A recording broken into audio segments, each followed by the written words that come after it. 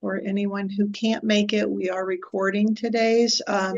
Thanks everyone for being here. I am Chris Makajewski. I'm the CEO for YWCA Northwestern Illinois, and we are your Healing Illinois Region 2 intermediary. It's been exciting reading some of your projects and where you are on things. I hope everyone is on track with their projects, and if not, I need you to let me know you're not, and we can see what sort of technical assistance we can get for you to help you get your things back on track. There's been a lot of challenges and people not submitting all of the right documentation for your fiscal reporting. There's also a lot of follow-up that we've had to do on people not submitting your quarterly reports. So a reminder that May 6th, your quarterly reports, both fiscal and programmatic, are due online. So you do the online through the links that I have sent you for your quarterly program report, but you'll email the Healing Illinois at ywcanwil.org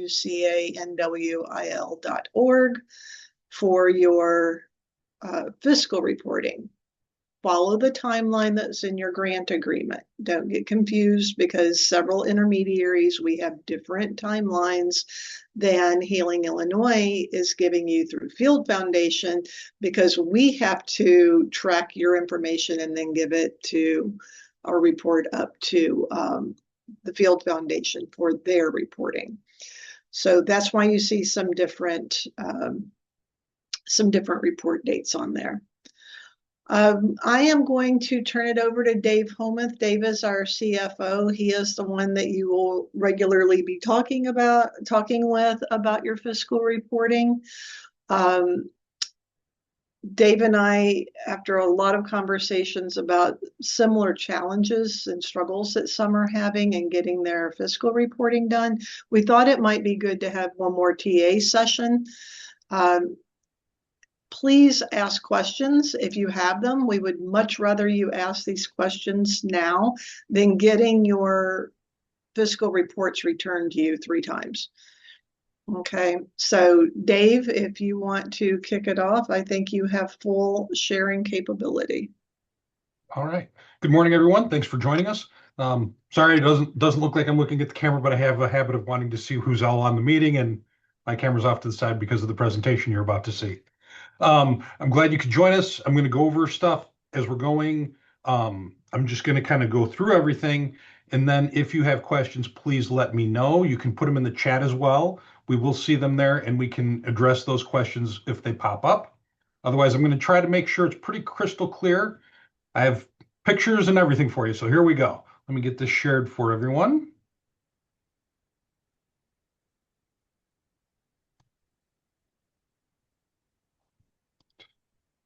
All right. Everyone can see the presentation there? Yep. Okay, perfect. Okay, so Yes. Basically this is what are you going to need for this financial report? And we're trying to keep it pretty straightforward. Except it's not wanting to let me move it. There we go. Okay, so the due dates for all reporting periods, there's no exceptions. We need them by these days, as Chris mentioned. Now, these are, if we're your intermediary, these are the dates that are in everyone's contracts. So you'll see that we have January and March, those have already been submitted. Our next ones are due May 8th. And those are, again, both the programmatic and the financial, as Chris mentioned. July 6th, you'll have the reports due that are the May, June. And then, of course, July 24th, final reports will be due at that point. Again, this is something that's in your contract, your agreement, as Chris mentioned, and we need to have these by then just for the ability for us to review what we need to review and make sure we can then report back to the Field Foundation. We don't get a extended timeline for it. There's the due date we have, and that's a hard line we have to meet. So therefore, you need to meet this line as well. Otherwise, we can't get our work done. So what do we need for the financial report? So each reporting period, these are the items that must be submitted. You need your Excel document. Some people have tried to send numbers documents. Unfortunately, Excel will not open a numbers document. Now, I know a numbers document can open in Excel, but it doesn't work the other way around. Microsoft does not play well with anything other than Microsoft. So you have to have it in the Excel format. We also want PDF backup documentation for each expense. If there's no documentation backup, in the grant funding world, where the state of Illinois can come in and say, we want to see the backup, if the backup doesn't exist, neither does the expense. They will not allow it. So you have to have the backup documentation. No exceptions. We have to have it or it doesn't count. And we also need a copy of the PDF of the wet signature. Now, I know there's been confusion by a lot of people as to what that is. I will show you in the coming slides. Dave, real quick. Yes. This was a finding last year on Healing Illinois, whenever the state came in and audited, that PDFs of all of the documentation wasn't there and the wet signatures wasn't there. So we want to make sure, because we want to make sure this grant program continues. We want to make sure that we're crossing our T's and dotting our I's. So it's critical that you're sending that in. That's why Dave is really pushing hard to get those PDFs of all the documentation of your expenses, because that was a finding last year across the Healing Illinois grant program.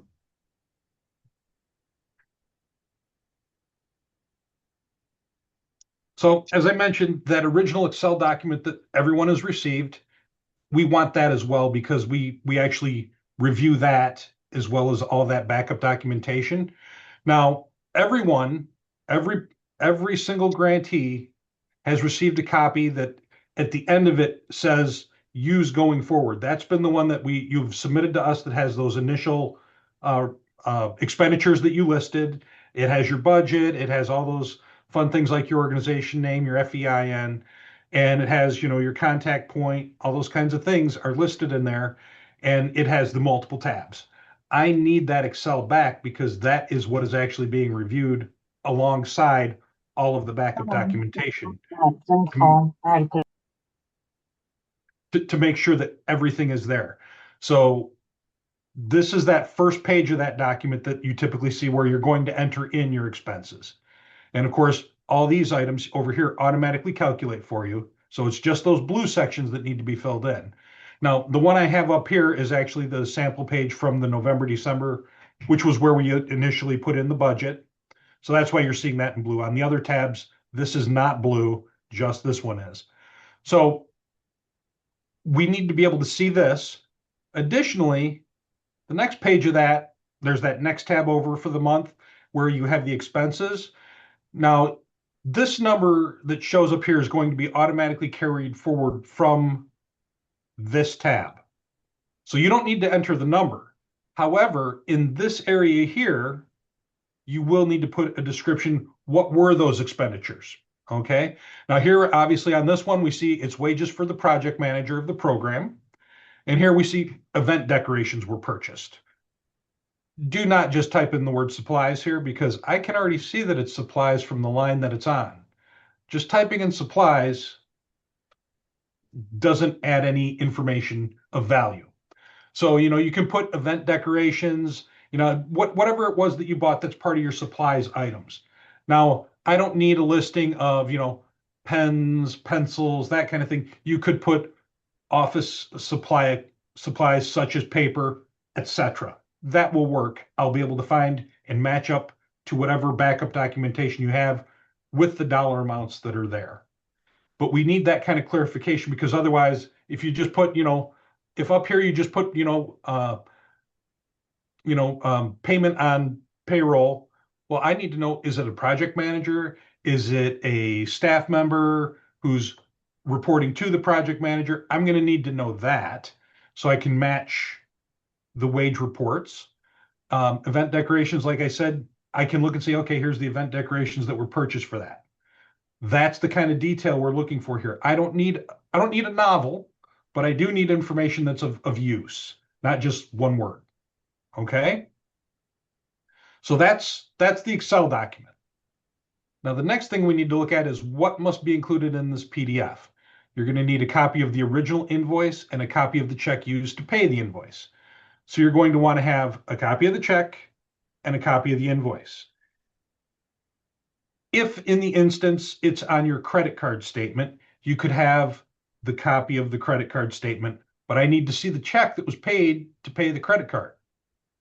We need that as well because they're going to be asking for it. They want to know, well, how do we know this was paid? And that is what kind of that necessary need is that when the state says we want to see this, they really want to see it because they can have a lot of control over what happens after that if you don't have it. So we need this type of backup documentation. It could be a rental agreement that you have as the invoice. It could be the bill of sale for the services they provided. That's your receipt saying paid in full, along with whatever you use to pay the bill. That works as well. But we got to have both. Okay. The wet signature. Now, essentially, that very first tab of that Excel spreadsheet that I showed everyone where you're going to be entering those expenses, on there at the bottom, you will see there's that spot where you'll have, listed, the name of the authorized representative. So here it just says print where you're just going to type in the name. However, right here where it says sign, I literally want you to print off a copy of that page of the spreadsheet, take a pen, sign that area, your name, scan it back into a PDF, and send me that as well. Because they want that wet signature. And while you all see I have lovely chicken scratch handwriting right there, that is what you need to send me back. That must be included because, as Chris mentioned, that was a finding from the state. They want that. They want that backup documentation of you saying, yes, I am reporting this, and it's not just me typing in. They want that wet signature. And those of you who have state grants as well in other areas, you have to do this with those state grants. I have to do that for our state grants for every single report I have to submit. So that's why we know this is what the state means when they say they want that wet signature. And so Dave, that is what I need coming back. you have a question of if the credit card is paid online, what do you require for documentation for the payment? You should be able to show the payment for that through, if you're paying it online, it's obviously coming out of your banking account that you're paying it with. I just need that section of the bank statement. Please block out any numbers for your account that may be listed. And you can actually even just take that little the one page of it, highlight it, block out a bank number, and send that as the backup documentation PDF. One page of your bank statement will show that backup for that. Are there any questions on what's been covered so far? What if the check amount is for the total of the invoice, but the invoice is being split between two grants? Then you can make a note on that with when you're going to scan the invoice, make in pencil because you may not want it across multiple things. You could make a copy of the invoice and write in pen. Doesn't matter however you want to do it. As long as we have a copy of the invoice and you can put 50% Healing Illinois, 50% whatever the other grant is. That way we'll know, okay, this much was towards Healing Illinois, and we're not going to count that full amount. Dr. Barnes, you have a question? Yes, we have a situation where we have a keynote speaker. We have the invoice, it's been signed, the requisition is done, but the college has this policy that they don't render payment until the actual services have been rendered. So do I put them on but wait? Do I wait until the June statement before I put them on as an expense? Or do I put it on now and just get the requisition? How do I work that out? Because they got Once payment has been made. rules. Yeah, I have to wait. Yep. Once payment has been made, then you can actually Okay. report it as an expense because until you pay it, it's not actually an expense yet. Right. It's just sitting in AP. Okay. So once it's been paid and you can have the backup documentation for the payment and the receipt or the invoice of the payment, then you can report it. Roger that. Thank you. Oh, no problem. Dave, someone said we don't have access to the bank statement before the report date. Will the online picture of the amount paid work? Yes. In fact, on the online portion, you can actually usually you can toggle down for details, and they'll either have a picture of a check or they'll have this ACH was paid on this day at this time through this bank account. Okay. So you should be able to produce that from just logging into your bank account. What about payments done through Zelle or PayPal? Do we just use the bank statement as well? Yes, those should be hitting your bank statement as well, yes. So because they're on the bank, you can see it's coming out of the bank. Okay. Any other questions before we move on? We can always come back, but just wanted to make sure we took care of any for now. Okay, Dave, go ahead and move on. Okay. So again, the main things we've got to kind of, I really want to drive home because the last two reports that have been due, we've had to chase down a lot of information from not just one or two, but from a large portion where we just weren't receiving the information we had mentioned that needed to be submitted. So the key takeaways here is you have to send all these documents. If I don't see all of them, I am going to automatically reject it. I'm not even, if I don't see the Excel, I don't see a copy of the wet signature, I don't see PDF backups, I'm going to automatically reject it because there's multiple organizations that have received these funds. We have a lot of reports to go through, as well as time frames involved with deadlines for us to send that information out. We need it right away. I am not going to chase down everybody like I've been doing. It's taking up way too much of my time. So get it in, or I'm going to reject it immediately, just not even bother anything else. If I don't see it all there, I'm rejecting it automatically. And when that gets rejected, that means you're out of compliance, and there's always that potential of return of all the funds.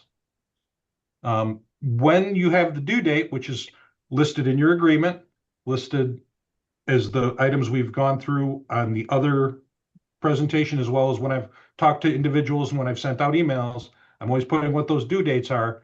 We went over them at the beginning of this presentation. Again, in your agreement, you can see that due date. It needs to be us by 5 p.m. on that due date. Otherwise, again, out of compliance, because we have got to meet these deadlines that we have on our end for reporting to the Field Foundation. And having to chase down everything for everyone through multiple days and multiple emails is just using far too much time. And we just cannot continue to have that level of chasing everything down when we've said, here's what you need. In fact, I can just kind of stop the share for a moment. And I can move this back over here so I can see everyone and feel like I'm looking at everyone. Dave, Okay. there's another question. If they're doing internal printing for flyers and event material, how do they show the cost for that? Oh, sure. So at some point to do that printing, for the flyers and the materials, you had to purchase the paper and you had to purchase the ink. There's not going to be the full charge of all of it, but if you bought specific paper for the flyer, that's your expense right there for that. Ink, you're going to have to kind of apportion it out of, I use this percentage of my ink, that sort of thing. You're going to have to estimate that portion, but you'll then need what you paid for the ink and the invoice from that. If you don't have that invoice from the ink anymore, you're out of luck on the ink, but you should have had to purchase the paper, and I'm sure you have a receipt for that. So you'll want to send that as well. That's that backup documentation. Otherwise, you're just using office supplies, essentially. And I would ask how you budgeted it. How did you budget for doing that? Because that needs to track through your budget. So if you didn't budget for that, then it's not in your budget. So you need to think also about how did you budget for printing internally? Another question, scanner doesn't work. Can I just take a photo of the document and attach the photo? Yeah, the photo you can save as a PDF as well. Yeah. Do you want us? Okay, I can answer this one. Do not put the information directly in the body of an email. You have to send it as an attachment because Dave can't save all of this down for us to upload if it's not in a PDF or the Excel document. So when you're sending us your documents, they need to be in PDF or JPEG attached, not embedded into the email. We can't do anything with that. We don't have payroll reports by the time reports are due. What should we do in that scenario? If you don't have the reports from your payroll, you will probably have time cards for people or a time study report that will meet the requirement as well. Thanks. Yes, we will be sending these slides out as well as a link to this recording. Quick question. I need to move 5% and approve to cost to another expense. Do I need approval for that, or can I just update it myself? Honestly, I would prefer, just because of the way the state has been very in tune to digging into everything they can for any reporting that's being done, just because of the atmosphere of the world these days. I would prefer that we send you out a budget remodification form, which I have. All you have to do is send an email to the Healing Illinois email at YWCA Northwestern Illinois. Send that email. I will send out a budget modification form to you. You send it back filled out with where you want to make that move. Please explain why you're moving it from one spot and why you're putting it in the other. A brief description of that is, we are not going to have the expenditure in this place, and we're going to have it here, and the reason for that. If you send that to me, we will take a look at that, and if everything's good with it, and again, 5% more likely than not is not going to be much of an issue, we're going to shoot it right back to you with an updated Excel spreadsheet. So you'll have both the updated modification that you'll be sending me. I will send you a copy with that move on the last report that you submitted. So the last report that you submitted, that January, February, I will update the budget on that, and then I will send that back to you as well. So then that will be your new report to use going forward with the new budget application in there. Okay, a copy of paycheck stubs plus timesheet to prove payroll expense, correct? Yes, that will work. Okay. Is there a stipend request form this time? Did you budget for stipends and were they approved? If you could come off of mute.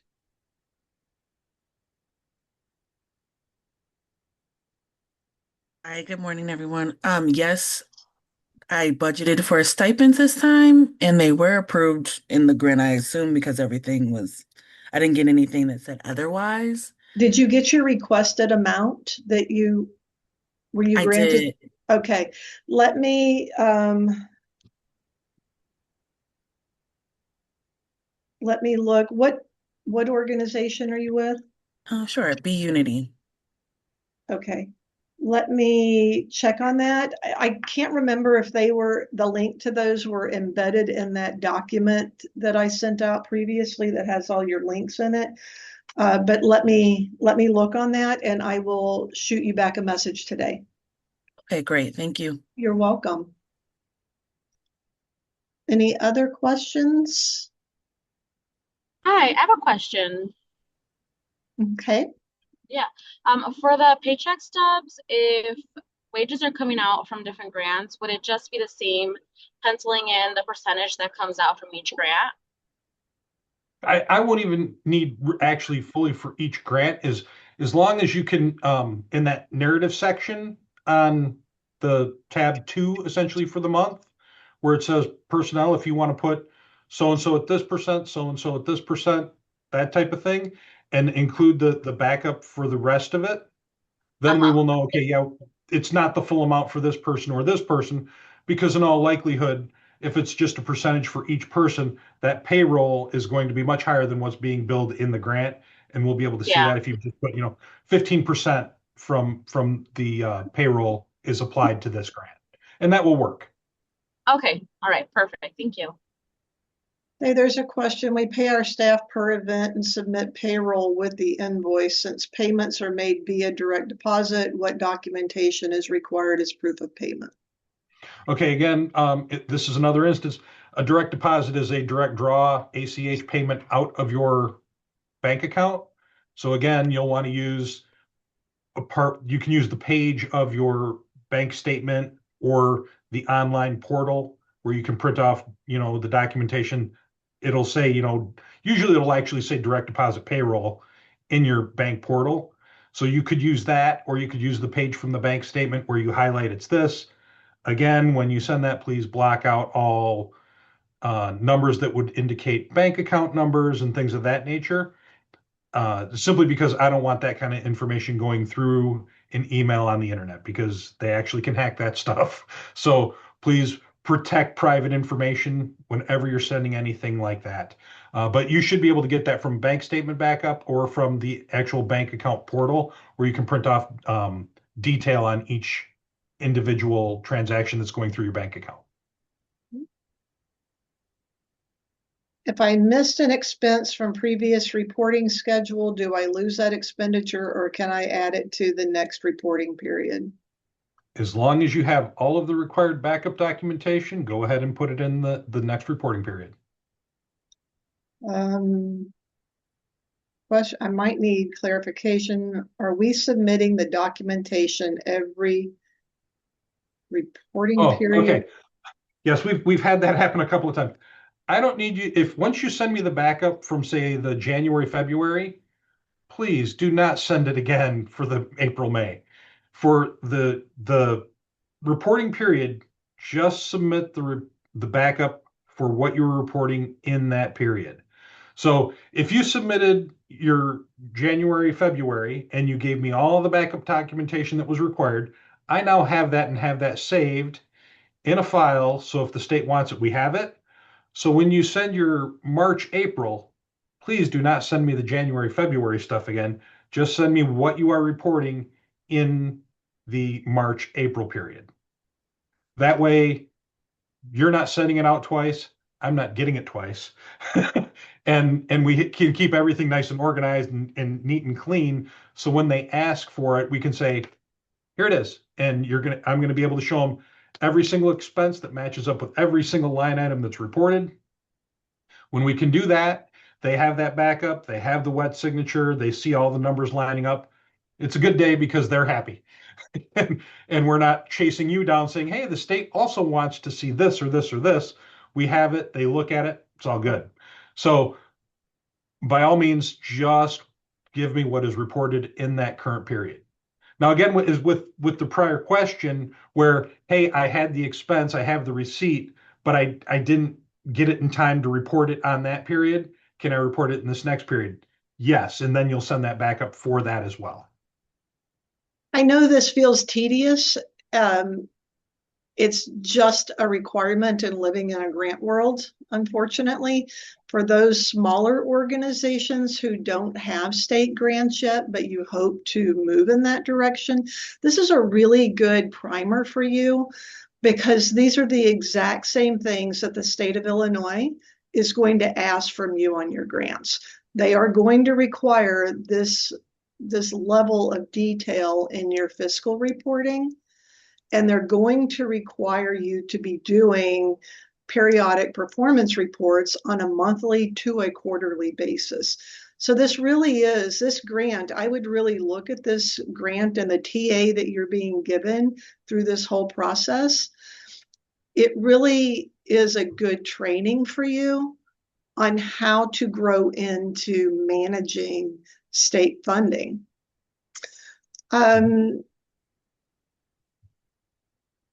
Yep, Dr. Barnes is asking for the due dates. Those are all in your, Dave, will you pull that slide back up that has all the due dates? Sure. Those due dates are in your grant agreement, but Dave has the remaining ones pulled up. So remember, you have your quarterly online programmatic report. That monthly report is if you've had an event. So the only time you need to do that monthly program report is if you've had an event. And then the fiscal report always also is done at the same time as that long form programmatic report. Everyone should see those dates on the screen now, correct? Yep. And again, as Chris mentioned, those are all in the agreement that you received. So you can always pull up your agreement and have them listed there as well. Are there any other questions that we can answer for you? Or does Dr. anyone Barnes, need were you able to get all additional? those? You can just give me a thumbs up. Okay. Then I will stop sharing again. I just want to make sure you had it all. There we go. Any other technical assistance anyone might need?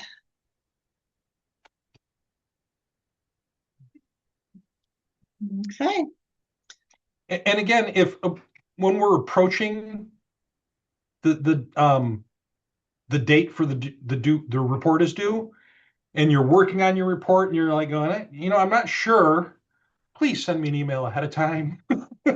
You just send an email to that Healing Illinois. If you send an email to that, Chris or I will see it. And as soon as we see it, one of us will respond. Obviously, if you're looking at the programmatic side, Chris is going to be your go-to for that. If you're looking at the financial, I'm your go-to. And either one of us will be happy to respond ahead of time for you so you can get that report in on time. You have all the documentation and all things flow smoothly for you, because we want it to be an easy process for you on the reporting side as well. When we have to go, hey, I still need this, or hey, you don't have this, or that sort of thing. Now you're going back and going, I just finished that. What do I got to do with that? Where did I put that? What file did I put it in? What folder on my computer is it in? We're happy to help you with information ahead of time if you have questions. Just send an email. We will respond. And yes, that monthly event. So some people have multiple events that are happening throughout their grant.